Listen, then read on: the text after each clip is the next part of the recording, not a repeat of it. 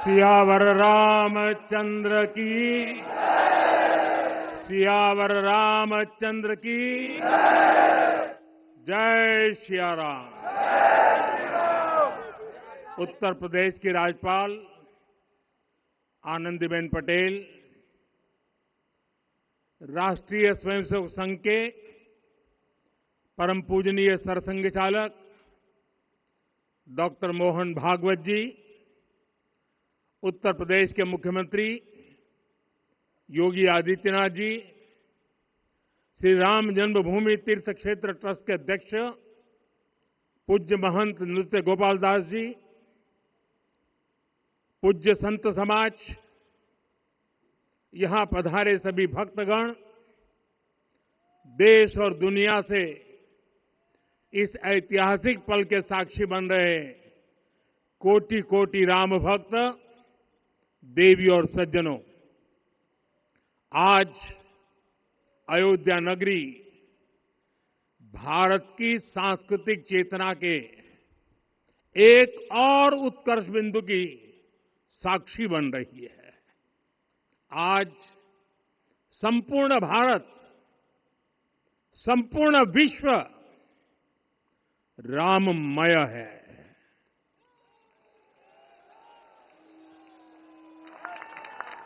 हर राम भक्त के हृदय में अद्वितीय संतोष है, असीम कृतज्ञता है, अपार अलौकिक आनंद है। सदियों के घाव भर रहे हैं, सदियों की वेदना आज विराम पा रही है। सदियों का संकल्प आज सिद्धि को प्राप्त हो रहा है।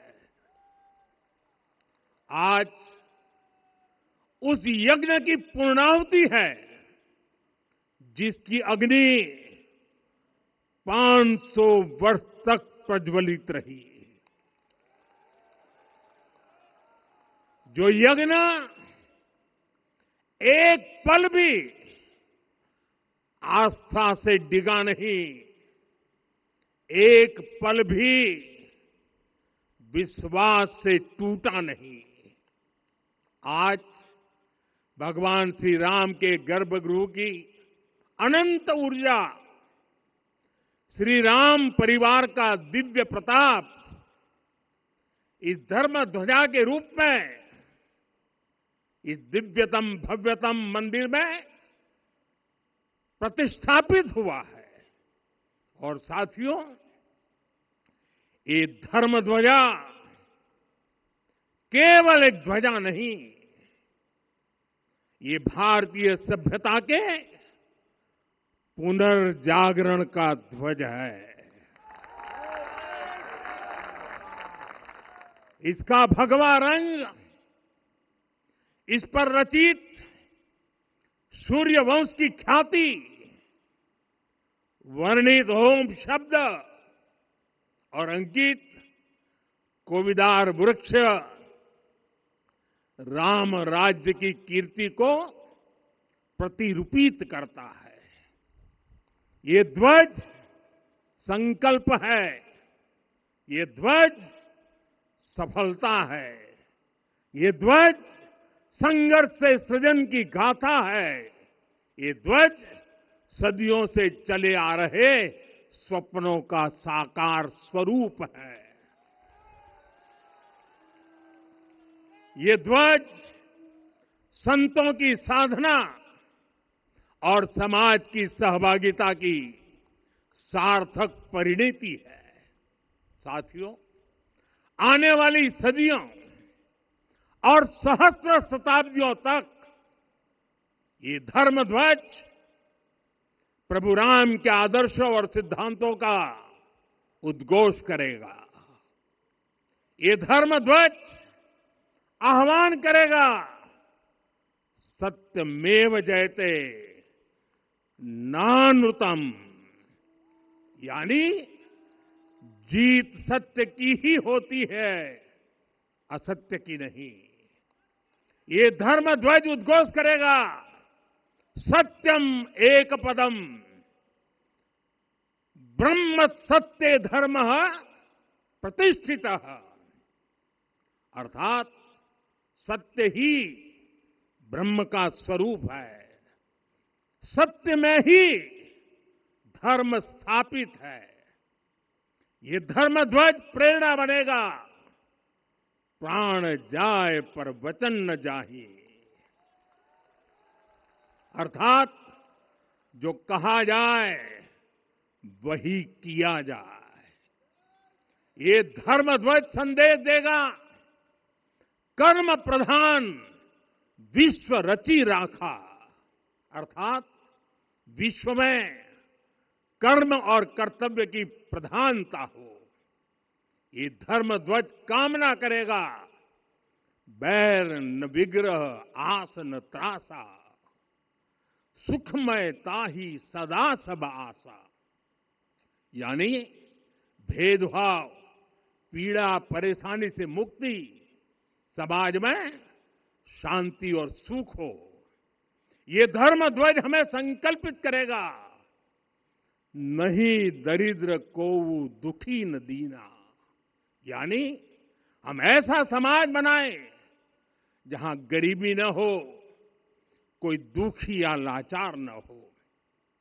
साथियों, हमारे ग्रंथों में कहा गया है, आरोपितम ध्वजम दृष्ट्वा, ये अभिनंदनित धार्मिका, ते अपि सर्वे प्रमुच्यते महापातक कोटि भी, यानी जो लोग किसी कारण मंदिर नहीं आ पाते और दूर से मंदिर के ध्वज को प्रणाम कर लेते हैं, उन्हें भी उतना ही पुण्य मिल जाता है। साथियों, ये धर्म ध्वज भी इस मंदिर के ध्येय का प्रतीक है।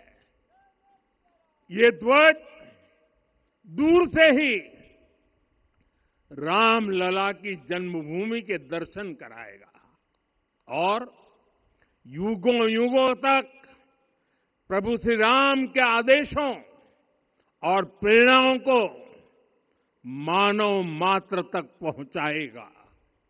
साथियों, मैं संपूर्ण विश्व के करोड़ों राम भक्तों को इस अविस्मरणीय क्षण की, इस अद्वितीय अवसर की हार्दिक शुभकामनाएं देता हूं।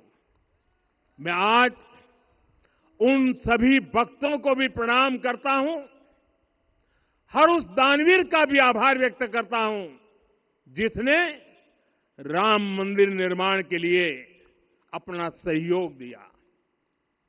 मैं राम मंदिर के निर्माण से जुड़े हर श्रमवीर, हर कारीगर, हर योजनाकार, हर वास्तुकार, सभी का अभिनंदन करता हूं। साथियों, अयोध्या वह भूमि है जहां आदर्श आचरण में बदलते हैं। यही वह नगरी है जहां श्री राम ने अपना जीवन पथ शुरू किया था। इसी अयोध्या ने संसार को बताया कि एक व्यक्ति कैसे समाज की शक्ति से, उसके संस्कारों से पुरुषोत्तम बनता है। जब श्री राम अयोध्या से वनवास को गए तो वे युवराज राम थे, लेकिन जब लौटे तो मर्यादा पुरुषोत्तम बनकर के आए और उनके मर्यादा पुरुषोत्तम बनने में महर्षि वशिष्ठ का ज्ञान, महर्षि विश्वामित्र की दीक्षा, महर्षि अगस्त्य का मार्गदर्शन, निषाद राज की मित्रता, मां शबरी की ममता, भक्त हनुमान का समर्पण, इन सब की अनगिनत ऐसे लोगों की महत्वपूर्ण भूमिका रही है। साथियों, विकसित भारत बनाने के लिए भी समाज की इसी सामूहिक शक्ति की आवश्यकता है। मुझे बहुत खुशी है कि राम मंदिर का दिव्य प्रांगण भारत के सामूहिक सामर्थ्य की भी चेतना स्थली बन रहा है। यहां सप्त मंदिर बने हैं। यहां माता शबरी का मंदिर बना है, जो जनजातीय समाज के प्रेम भाव और आतिथ्य परंपरा की प्रतिमूर्ति है। यहां निषादराज का मंदिर बना है। ये उस मित्रता का साक्षी है जो साधन नहीं, साध्य को, उसकी भावना को पूजती है। यहां एक ही स्थान पर माता अहिल्या है, महर्षि वाल्मीकि है, महर्षि वशिष्ठ है, महर्षि विश्वामित्र है, महर्षि अगस्त्य है और संत तुलसीदास है। रामलला के साथ साथ इन सभी ऋषियों के दर्शन भी यहीं पर होते हैं।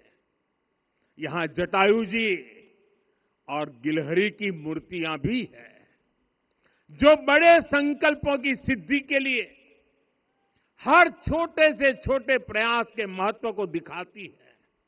मैं आज हर देशवासी से कहूंगा कि वो जब भी राम मंदिर आए तो सप्त मंदिर के दर्शन भी अवश्य करें। ये मंदिर हमारी आस्था के साथ साथ मित्रता, कर्तव्य और सामाजिक सद्भाव के मूल्यों को भी शक्ति देते हैं। साथियों, हम सब जानते हैं, हमारे राम भेद से नहीं, भाव से जुड़ते हैं। उनके लिए व्यक्ति का कुल नहीं, उसकी भक्ति महत्वपूर्ण है। उन्हें वंश नहीं, मूल्य प्रिय है। उन्हें शक्ति नहीं, सहयोग महान लगता है। आज हम भी उसी भावना से आगे बढ़ रहे हैं। पिछले 11 वर्षों में महिला, दलित, पिछड़े, अति पिछड़े, आदिवासी, वंचित, किसान, श्रमिक, युवा, हर वर्ग को विकास के केंद्र में रखा गया है। जब देश का हर व्यक्ति, हर वर्ग, हर क्षेत्र सशक्त होगा, तब संकल्प की सिद्धि में सबका प्रयास लगेगा। और सबके प्रयास से ही 2047 जब देश आजादी के 100 साल मनाएगा, हमें 2047 तक विकसित भारत का निर्माण करना ही होगा। साथियों, रामलला की प्राण प्रतिष्ठा के ऐतिहासिक अवसर पर मैंने राम से राष्ट्र के संकल्प की चर्चा की थी। मैंने कहा था कि हमें आने वाले 1000 वर्षों के लिए भारत की नींव मजबूत करनी है। हमें याद रखना है, जो सिर्फ वर्तमान का सोचते हैं, वो आने वाली पीढ़ियों के साथ अन्याय करते हैं। हमें वर्तमान के साथ साथ भावी पीढ़ियों के बारे में भी सोचना है, क्योंकि हम जब नहीं थे, ये देश तब भी था। जब हम नहीं रहेंगे, ये देश तब भी रहेगा। हम एक जीवंत समाज है। हमें दूरदृष्टि के साथ ही काम करना होगा। हमें आने वाले दशकों, आने वाली सदियों को ध्यान में रखना ही होगा। और साथियों, इसके लिए भी हमें प्रभु राम से सीखना होगा। हमें उनके व्यक्तित्व को समझना होगा। हमें उनके व्यवहार को आत्मसात करना होगा। हमें याद रखना होगा, राम यानी आदर्श, राम यानी मर्यादा, राम यानी जीवन का सर्वोच्च चरित्र, राम यानी सत्य और पराक्रम का संगम। दिव्य गुणे शक्र समो रामः सत्य पराक्रमः। राम यानी धर्म पथ पर चलने वाला व्यक्तित्व। रामः सत्पुरुषो लोके सत्यः सत्यपरायणः। राम यानी जनता के सुख को सर्वोपरि रखना, प्रजा सुखत्वे चंद्रस्य। राम यानी धर्म और क्षमा का दरिया। वसुधाया क्षमा गुणे है। राम यानी ज्ञान और विवेक की पराकाष्ठा। बुद्ध या बृहस्पति तुल्य। राम यानी कोमलता में दृढ़ता। मृदु पूर्वज भाषते। राम यानी कृतज्ञता का सर्वोच्च उदाहरण। कदाचन नोपकारेण कृति नैकेन तुष्यति। राम यानी श्रेष्ठ संगति का चयन। शीला वृद्धे ज्ञान वृद्धे वयोवृद्धे च सज्जनै। राम यानी विनम्रता में महाबल। वीर्यवान च वीर्येण महता स्वेन विस्मितः। राम यानी सत्य का अडिग संकल्प। न च अनुत्र कथो विद्वान। राम यानी जागरूक, अनुशासित और निष्कपट मन। निस्तिंद्र अपम्रत च स्वदोष परदोषवित। साथियों, राम सिर्फ एक व्यक्ति नहीं, राम एक मूल्य है, एक मर्यादा है, एक दिशा है। अगर भारत को साल 2047 तक विकसित बनाना है, अगर समाज को सामर्थ्यवान बनाना है, तो हमें अपने भीतर राम को जगाना होगा। हमें अपने भीतर के राम की प्राण प्रतिष्ठा करनी होगी। और इस संकल्प के लिए आज से बेहतर दिन और क्या हो सकता है। साथियों, 25 नवंबर का यह ऐतिहासिक दिन अपनी विरासत पर गर्व का एक और अद्भुत क्षण लेकर आया है। इसकी वजह है धर्म ध्वजा पर अंकित कोविदार वृक्ष। ये कोविदार वृक्ष इस बात का उदाहरण है कि जब हम अपनी जड़ों से कट जाते हैं तो हमारा वैभव इतिहास के पन्नों में दब जाता है। साथियों, जब भरत अपनी सेना के साथ चित्रकूट पहुंचे तो लक्ष्मण ने दूर से ही अयोध्या की सेना को पहचान लिया। ये कैसे हुआ, इसका वर्णन वाल्मीकि जी ने किया है। और वाल्मीकि जी ने क्या वर्णन किया है? उन्होंने कहा है, विराजित उद्गत स्कंधम कोविदार ध्वजः रथे। लक्ष्मण कहते हैं, राम, सामने जो तेजस्वी प्रकाश में विशाल वृक्ष जैसा ध्वज दिखाई दे रहा है, वही अयोध्या की सेना का ध्वज है। उस पर कोविदार का शुभ चिन्ह अंकित है। साथियों, आज जब राम मंदिर के प्रांगण में कोविदार फिर से प्रतिष्ठित हो रहा है, यह केवल एक वृक्ष की वापसी नहीं है, यह हमारी स्मृति की वापसी है, हमारी अस्मिता का पुनर्जागरण है, हमारी स्वाभिमानी सभ्यता का पुनः उद्घोष है। कोविदार वृक्ष हमें याद दिलाता है कि जब हम अपनी पहचान भूलते हैं तो हम स्वयं को खो देते हैं, और जब पहचान लौटती है तो राष्ट्र का आत्मविश्वास भी लौट आता है। और इसलिए मैं कहता हूं, देश को आगे बढ़ना है तो अपनी विरासत पर गर्व करना होगा। साथियों, अपनी विरासत पर गर्व के साथ साथ एक और बात भी महत्वपूर्ण है, और वो है गुलामी की मानसिकता से पूरी तरह मुक्ति। आज से 190 साल पहले 190 साल पहले साल 1835 में 1835 में मैकाले नाम के एक अंग्रेज ने भारत को अपनी जड़ों से उखाड़ने के बीज बोए थे। मैकाले ने भारत में मानसिक गुलामी की नींव रखी थी। 10 साल बाद यानी 2035 में उस अपवित्र घटना को 200 वर्ष पूरे हो रहे हैं।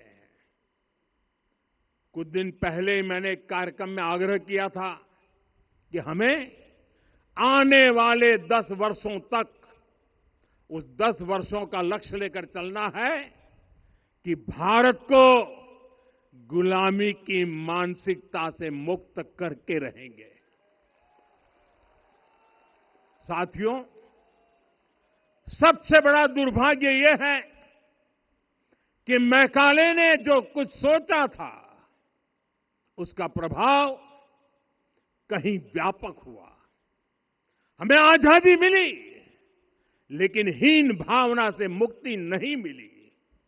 हमारे यहां एक विकार आ गया कि विदेश की हर चीज, हर व्यवस्था अच्छी है और जो हमारी अपनी चीजें हैं उनमें खोट ही खोट है।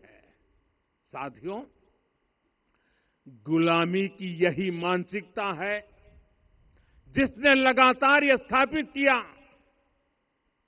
हमने विदेशों से लोकतंत्र लिया। कहा गया कि हमारा संविधान भी विदेश से प्रेरित है, जबकि सच ये है कि भारत लोकतंत्र की जननी है, मदर ऑफ डेमोक्रेसी है। लोकतंत्र हमारे डीएनए में है। साथियों, अगर आप तमिलनाडु जाएंगे तो तमिलनाडु के उत्तरी हिस्से में उत्तीरमेरूर गांव है। वहां हजारों वर्ष पहले का एक शिलालेख है।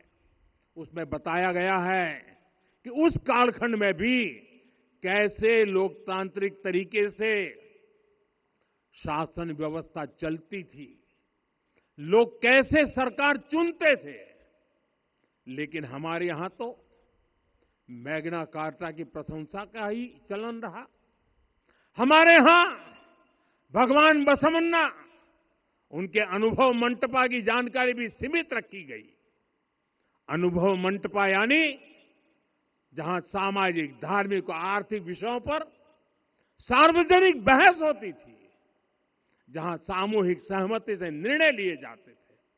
लेकिन गुलामी की मानसिकता के कारण इस भारत की कितनी ही पीढ़ियों को इस जानकारी से भी वंचित रखा गया।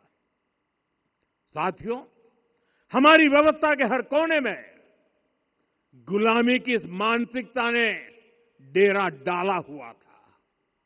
अब याद करिए, भारतीय नौसेना का ध्वज सदियों तक उस ध्वज पर ऐसे प्रतीक बने रहे जिनका हमारी सभ्यता, हमारी शक्ति, हमारी विरासत से कोई संबंध नहीं था। अब हमने नौसेना के ध्वज से गुलामी के हर प्रतीक को हटाया है। हमने छत्रपति शिवाजी महाराज की विरासत को स्थापित किया है। और ये सिर्फ एक डिजाइन में बदलाव नहीं हुआ, ये मानसिकता बदलने का क्षण था। ये वो घोषणा थी कि भारत अब अपनी शक्ति अपने प्रतीकों से परिभाषित करेगा, न कि किसी और की विरासत से। और साथियों, यही परिवर्तन आज अयोध्या में भी दिख रहा है। साथियों, ये गुलामी की मानसिकता ही है जिसने इतने वर्षों तक रामत्व को नकारा है। भगवान राम अपने आप में एक वैल्यू सिस्टम है। ओरछा के राजा राम से लेकर रामेश्वरम के भक्त राम तक और शबरी के प्रभु राम से लेकर मिथिला के पाहुन राम जी तक भारत के हर घर में, हर भारतीय के मन में और भारतवर्ष के हर कण कण में राम है। लेकिन गुलामी की मानसिकता इतनी हावी हो गई कि प्रभु राम को भी काल्पनिक घोषित किया जाने लगा। साथियों, अगर हम ठान ले अगले 10 साल में मानसिक गुलामी से पूरी तरह मुक्ति पा लेंगे और तब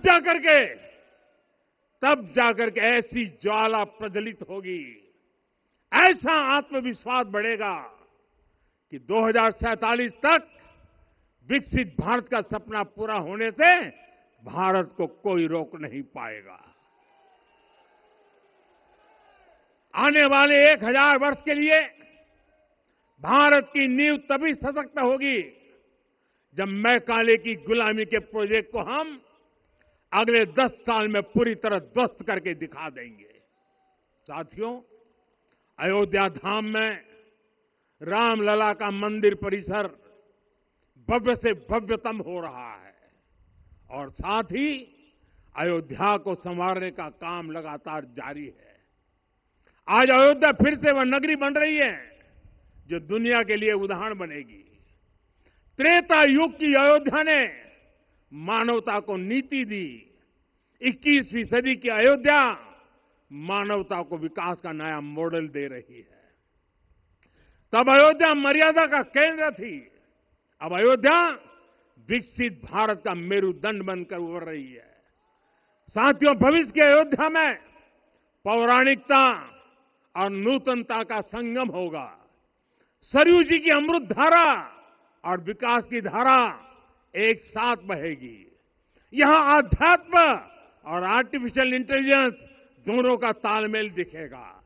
राम पथ, भक्ति पथ और जन्मभूमि पथ से नई अयोध्या के दर्शन होते हैं। अयोध्या में भव्य एयरपोर्ट है। अयोध्या में आज शानदार रेलवे स्टेशन है। वंदे भारत और अमृत भारत एक्सप्रेस जैसी ट्रेनें अयोध्या को बाकी देश से जोड़ रही हैं। अयोध्या वासियों को सुविधाएं मिले, उनके जीवन में समृद्धि आए, इसके लिए निरंतर काम चल रहा है। साथियों, जब से प्राण प्रतिष्ठा हुई है तब से लेकर आज तक करीब 45 करोड़ श्रद्धालु यहां दर्शन के लिए आ चुके हैं। ये वो पवित्र भूमि है जहां 45 करोड़ लोगों के चरण रज पड़े हैं और इससे अयोध्या और आसपास के लोगों की आय में आर्थिक परिवर्तन आया है, वृद्धि हुई है। कभी अयोध्या विकास के पैमानों में बहुत पीछे थी, आज अयोध्या नगरी यूपी के अग्रणी शहरों में से एक बन रही है। साथियों, 21वीं सदी का आने वाला समय बहुत महत्वपूर्ण है। आजादी के बाद के 70 साल में भारत विश्व की 11वीं सबसे बड़ी अर्थव्यवस्था बना। 70 साल में 11वीं। लेकिन पिछले 11 साल में ही भारत विश्व की 5वीं सबसे बड़ी अर्थव्यवस्था बन चुका है। और वो दिन दूर नहीं जब भारत विश्व की 3री सबसे बड़ी अर्थव्यवस्था भी बन जाएगा। आने वाला समय नए अवसरों का है, नई संभावनाओं का है और इस अहम कालखंड में भी भगवान राम के विचार ही हमारी प्रेरणा बनेंगे। जब श्री राम के सामने रावण विजय जैसा विशाल लक्ष्य था, तब उन्होंने कहा था, सौरज धीरज ते ही रथ चाका, सत्यशील दृढ़ ध्वज पताका। बल विवेक दम परहित गोरे, क्षमा कृपा समता रजु जोरे। यानी रावण पर विजय पाने के लिए जो रथ चाहिए, शौर्य और धैर्य उसके पहिए हैं, उसकी ध्वजा सत्य और अच्छे आचरण की है, बल विवेक संयम और परोपकार इस रथ के घोड़े हैं। लगाम के रूप में क्षमा, दया और समता है जो रथ को सही दिशा में रखते हैं।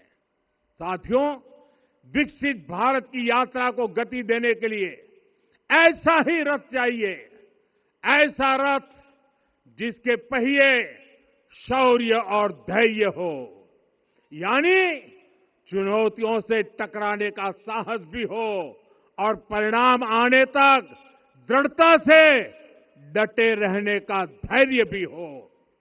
ऐसा रथ जिसकी ध्वजा सत्य और सर्वोच्च आचरण हो, यानी नीति, नियत और नैतिकता से समझौता कभी न हो।